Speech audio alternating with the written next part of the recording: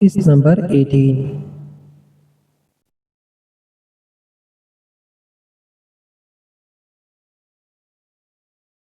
وہ دونوں ماں بیٹیاں ایک دوسرے میں لگی ہوئی تھی جبکہ میرال سنجیدہ کھڑی تھی۔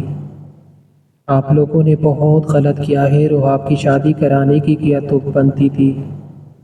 بھلا میرال کے الفاظ پر اس کی ماں بولی، خدا کا خوف کرو میرال، خدا کا خوف تمہارا بھگتان بھگتا ہے۔ میری بچی نے اور مجھے بھی دیکھو کیسے صفاق ہو گئی تھی۔ میں نے اپنی بچی کے کردار کو نظر انداز کر کے اسے تمہارے کردار پر تولا۔ ابھی غصے سے بولے، بس کرے، میں نے تو شروع دن سے کہا تھا مجھے سارن سے شادی نہیں کرنی، اور شروع دن سے لے کر اب تک آپ لوگوں نے اپنی مرضی کی ہے۔ میں نے نہیں کہا تھا رحاب کو پکڑ کر اس بڈھے کے ساتھ باندھ دے۔ کمال ہے، ہر چیز کا قصوروار مجھے ٹھہرا رہے۔ میرال تڑق کر بولی، جبکہ رحاب نے اس کی صورت دیکھی وہ خود غرض تھی، اس کی نظر میں وہ بالکل ٹھیک تھی۔ رحاب نے آنسو صاف کیے اور ماں کی جانب دیکھا، امی میں آپ ہی جیسی نہیں ہوں، کم از کم آپ تو میرا یقین کرے، آپ تو اعتبار کرے میرا۔ وہ بولی تو میرال نے دانت پیس کر اس کی جانب دیکھا، کیا مطلب ہے تمہارا؟ تم میری جیسی نہیں ہو، ہاں سمجھ کے آ رہی ہو خود کو؟ کیسی ہوں میں؟ جب کہا تھا جہان سے شادی کروں گی تو تم لوگوں کو سمجھ نہیں آئی، پھر میرے قدم پر مجھے تم نے ایسی ویسی سمجھ لیا۔ دیکھو رحاب، زبان استعمال کر سنبھل کر بات کرو ورنہ اچھا نہیں ہوگا۔ وہ غصے سے بولی۔ رحاب نے کوئی جواب نہ دیا، نہ ہی اس کی ماں بولی۔ میرال ان دونوں کو گھورتی رہی، پاگل ہو گئے ہو تم سب، وہ بھڑک کر کہتی وہاں سے نکل کر دوسرے کمرے میں چلی گئی، جبکہ اس کی امی نے اسے خود میں بینچ دیا۔ مجھے معاف کر دو رحاب، میں نے تم پر ظلم کیا، وہ لوگ تمہارے ساتھ ٹھیک تو ہے، کچھ کہتے تو نہیں، اور ساری وہ ماں تھی۔ خدشات کے تحت بولے اور رحاب آہستہ آہستہ انہیں سب بتاتی چلی گئی۔ وہ دل گفتگی سے اسے دیکھنے لگی، وہ تمہیں اس شرط پر رکھنا چاہتے ہیں، یہ کیسی بات ہے؟ وہ غمزدہ سی اسے دیکھنے لگی، مجھے بائی سے بات کرنے کے لیے بھیجا ہے۔ وہ سر جھکا کر بولی، جا کر کہہ دو میرا بھائی نہیں مان رہا، اور اگر زیادہ الٹی سیدھی حرکتوں کی کوشش کی تو اٹھا کر اپنے گھر آئیے گا، چھوڑ کر اپنے گھر آئیے گا اسے، پھر چاہے جو دل کرے وہ کرے یہ لوگ۔ بلال کی سخت آواز پر رحاب نے سر اٹھایا اور بلال اندر آ گیا۔ رحاب کے آنسو دیکھ کر وہ بے چین ہو گیا، اس نے مٹیاں بھینچی، کوئی ضرورت نہیں ابھی جانے کی، یہی رہو، اور اپنے سر پر ان لوگوں کا وزن نہ رکھنا۔ وہ اس کے سر پر ہاتھ رکھتا بولا، بھائی اگر آپ طلاق دے دیں گے تو؟ رحاب آہستگی سے بولی، رحاب یہ تمہاری سیکیورٹی ہے، مجھے پتہ ہے جو شخص یہاں سے اپنی عزت کی خاطر اٹھا نہیں تم سے شادی کر گیا وہ آگے بھی تمہیں نہیں چھوڑے گا، اور میں نہیں چاہتا وہ تمہیں اذیت دے، اس لیے یہ بات چھوڑ دو اور جو جیسا ہے ویسے رہنے دو، خیر تم آرام کرو، پریشان نہ ہو۔ لیکن انہوں نے اس لیے بھیجا ہے، وہ سب آپ کے جواب کے منتظر ہے، سارے مجھ پر سختی کریں گے۔ رحاب کے منہ سے ڈری سہمی بات سن کر بلال کو اس پر خوب ترس آیا، اس نے رحاب کو خود سے لگا لیا، فکر نہ کرو، ان ساری باتوں کا جواب میں خود دوں گا۔ بھائی بلال نے نفی میں سر ہلایا اور وہاں سے باہر نکل گیا۔ ہمیں آپ ان سے کہیں کہ اس بات پر مان جائے، وہ لوگ سب میرے واپس آنے کے منتظر ہیں، آپ پلیز کچھ کریں۔ وہ ماں کے ہاتھ تھام گئی، تم آرام سے بیٹھو، میں کھانا بناتی ہوں، تمہارے لیے، میری بچی کتنی کمزور لگ رہی ہے۔ وہ اس کی پیشانی چومتی اٹھ گئے۔ رحاب البتہ فکر مند تھی، یہاں آنے سے پہلے اسے یاد تھا صارم نے اس کا بازو کس قدر سختی سے جکڑا تھا۔ بس طلاق نامہ لے کر گھر میں گھسنا ورنہ اچھا نہیں ہوگا تمہارے لیے، میں انتظار کروں گا، وہ کہہ کر چلا گیا تھا اور اسے ڈرائیور چھوڑ گیا تھا۔ اسے وہ گاڑی بھی بہت بری لگ رہی تھی کہ وہ اتنی بڑی گاڑی کے ساتھ اپنی تنگ گلی میں داخل ہوئی تو ارد گرد کے سب لوگوں نے اسے دیکھا تھا، لیکن ایسی عمارت کا کیا فائدہ جس کے اندر اسے خوشی نہ ملے۔ وہ فکر مند سی بیٹی تھی کہ دارم اس کے پاس آ گیا۔ اینی تم پریشان ہو، بتاؤ تمہیں کس نے پریشان کیا ہے؟ میں تمہارے اس بڈھے شوہر کا سر پھاڑ دوں گا۔ وہ غصے سے بولا، تو رحاب ہنستی نہیں، تمہیں لڑنے جھگڑنے کی ضرورت نہیں، ایسے کیسے تمہیں ہرٹ کرے گا، اسے مار دوں گا میں دارم کی بات پر۔ وہ ہنس دیا اور اسے گلے سے لگا لیا۔ اتنے دنوں بعد وہ ہنسی تھی، اسے رات چھوڑنے بلال خود آیا تھا۔ بلال اندر آیا تو وہ سب ڈائننگ ٹیبل پر جمع تھے۔ تم یہاں کیا کر رہے ہو؟ وقت ایک دم غصے سے بولا، اپنی بہن کو چھوڑنے آیا ہوں اور بتانے آیا ہوں کہ اگر ناجائز اور بیجا مطالبے تم لوگوں نے لگائے رکھے تو مطالبہ بازی کرنا مجھے بھی آتا ہے۔ بنا خوف و خاطر وہ بخت کی آنکھوں میں آنکھیں ڈال کر غصے سے بولا، تم اپنی اوقات میں رہو، جانتی بھی ہو ہمیں کیا تم دو کوڑی کے آدمی؟ جہان بھی غصے سے تن فن کرتا اس کا گریبان جکڑ گیا۔ رحاب ایک دم گھبرا گئی۔ آپ چھوڑ دے بھائی کو، پلیز آپ چھوڑ دے۔ رحاب نے جہان کو ہٹانا چاہا اور پھر ادھر ادھر دیکھا۔ سارم سکون سے بیٹا تماشا دیکھ رہا تھا۔ سارم روکے انہیں، وہ میرے بھائی ہے۔ وہ سارم کا بازو تھام گئی۔ تمہیں کہا تھا طلاق نامہ لے کر آنا۔ کیسا طلاق نامہ؟ ہاں نہیں دیتا میں طلاق، بتاؤ کیا کر لو گے؟ اور ایک بات کان کھول کر سنو تم لوگ، اس نے جہان کو جھٹکا، مجھے تم لوگوں کی اس عمارت میں 1% بھی انٹرسٹ نہیں، تو مقابلہ بازی کی ضرورت نہیں، اور میں اپنی بہن کو چھوڑ کر جاؤں گا ہی نہیں۔ وہ میرے ساتھ جائے گی۔ جب تم لوگ میرے سامنے اس کے ساتھ ایسے رویے رکھتے ہو، میرے پیچھے کیسے رکھتے رہو؟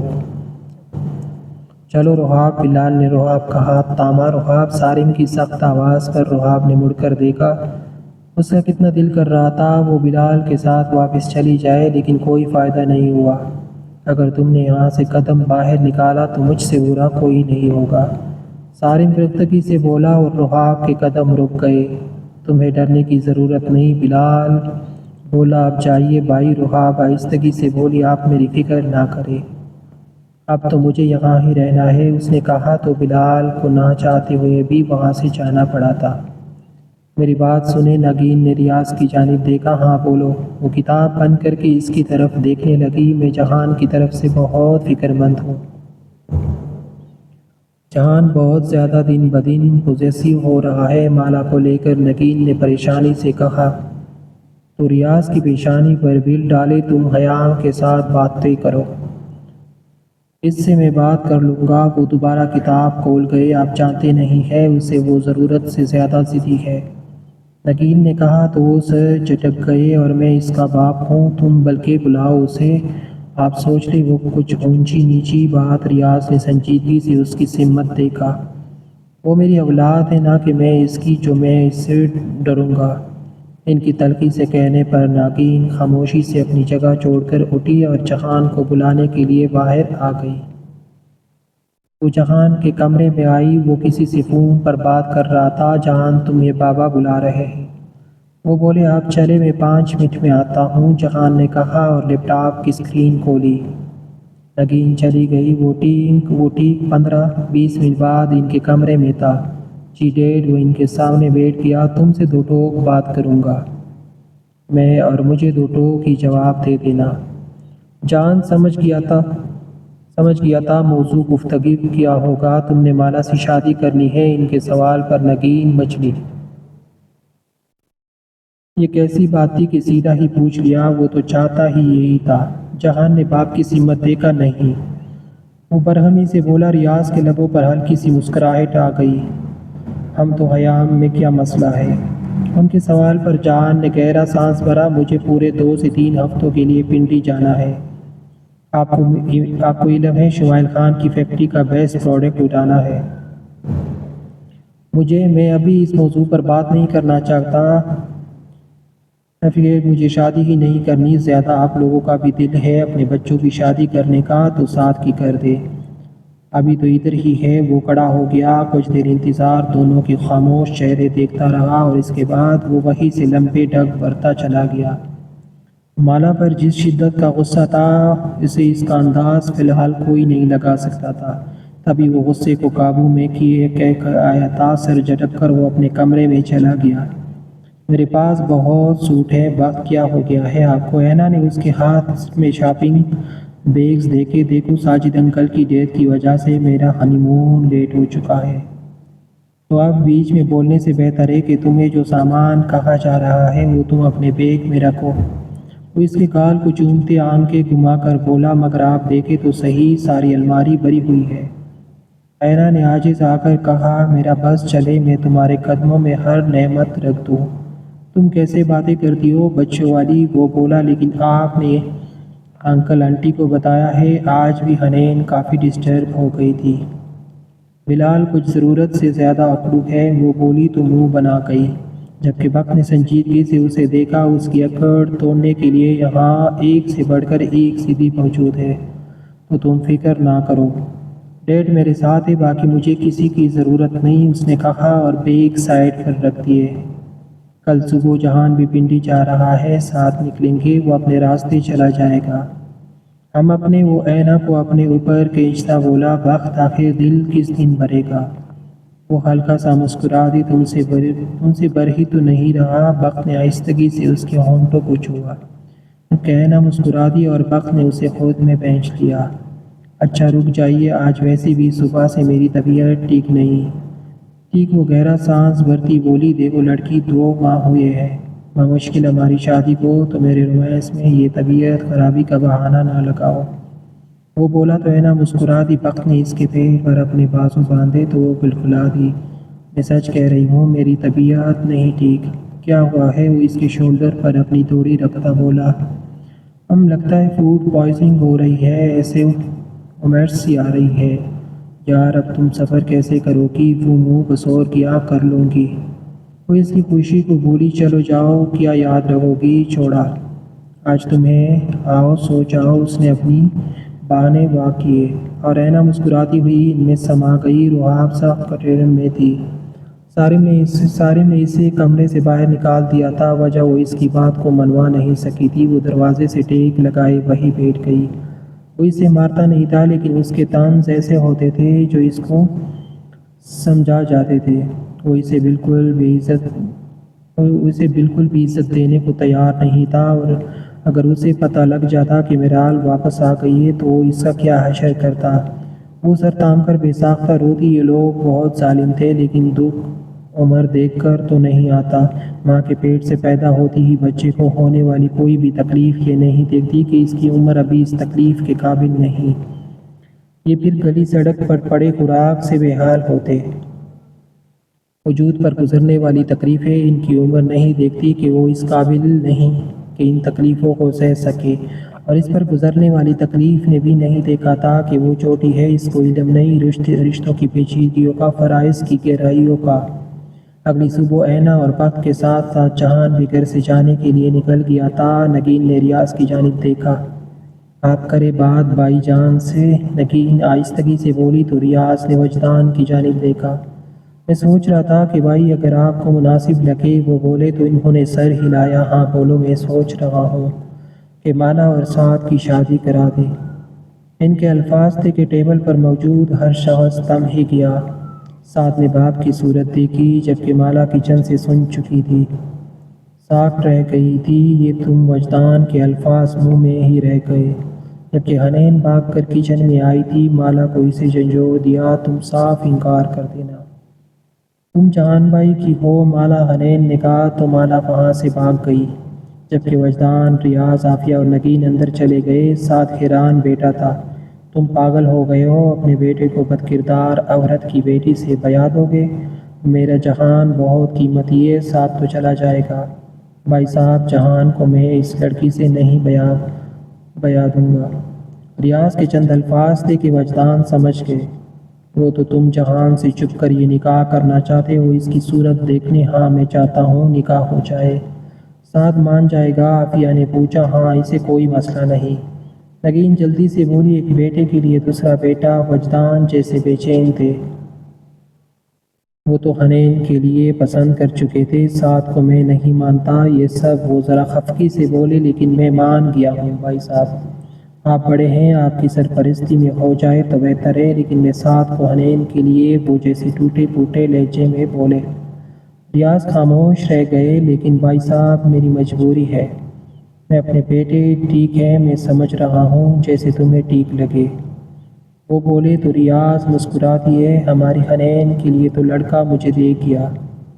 وہ شمائل دیکھا تھا، آپ نے بہت پیارا لڑکا ہے۔ وہ مسکرائے تو وجدان چپ رہ گئے اور ریاض مسکرا دیے، تم مالا سے پوچھ لینا۔ وجدان اور ریاض نے ان دونوں سے کہا تھا، مالا کی اتنی اوقات نہیں، اپنے ہیرے جیسا بیٹا اسے دے رہی ہوں، اس سے پوچھوں گی میں۔ وہ بولے تو دونوں چپ ہو گئے۔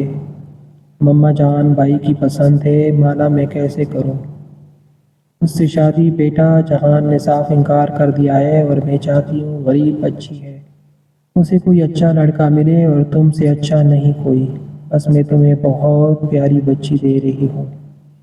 اب سوال جواب نہیں، نگین نے اسے پیار سے بلا لیا، لیکن مجھے ٹھیک نہیں لگ رہا کہ ان کے پیٹھ پیچھے آپ تم اس وقت اپنی سوچو اور مسکراؤ۔ ٹھیک ہے، وہ اس کی پیشانی چوم گئی۔ آپ نے مالا سے پوچھا؟ سعد نے ماں کو پکارا۔ راضی ہے میری جان۔ وہ مسکرائی تو سعد چپ ہو گیا۔ بس کل شام کو نکاح کر لیتے ہیں، نگین نے جاتے جاتے کہا۔ اتنی جلدی کیا ہے؟ مما جہان کو وقت کو آنے تو دے۔ نہیں بس کل ہو گیا فائنل۔ نگین مسکرا کر وہاں سے چلی گئی، جبکہ یہ بات گھر میں آگ کی طرح پھیل گئی کہ کل سعد اور مالا کا نکاح تھا۔ سارم ریاض کی وجہ سے کچھ نہیں بولا، جبکہ رحاب کی کوئی ویلیو تک نہیں تھی، اور دوسری طرف حیام تو کافی خوش تھی۔ وہ پہلی بار کوئی شادی اٹینڈ کرنے والی تھی، وہ تو بچوں کی طرح خوش تھی۔ دوسری طرف اس کی ماں بھی خوش تھی کہ اب جہان پر کوئی منحوس عورت نہیں ہوگی تو اس کی بیٹی کا اچھا ہو جائے گا۔ ایک حنین تھی جسے کسی طور چین نہیں تھا۔ مالا تم پاگل ہو گئی ہیں؟ حنین چیخ اٹھی۔ تم سعد بھائی سے شادی نہیں کرو گی؟ جہان بھائی کا سوچو۔ مالا وہ تم سے بہت محبت کرتے ہیں۔ ہاں ان کا انداز ذرا مختلف ہے، لیکن تم ان پر اتنا بڑا ظلم نہیں کر سکتی، تم انکار کر دو پلیز۔ وہ بولی، مگر مالا ایک لفظ بھی نہیں بولی تھی۔ اس رات سب کل کے ہونے کے منتظر تھے، سوائے حنین کے۔ حنین نے کئی بار جہان اور وقت کو بتانے کی کوشش کی، مگر عافیہ نے اس سے موبائل لے لیا اور اسے برہمی سے ٹوکا کہ اس کے اپنے معاملات بہت ہیں، دوسروں کے معاملے میں گھسنے کی ضرورت نہیں ہے۔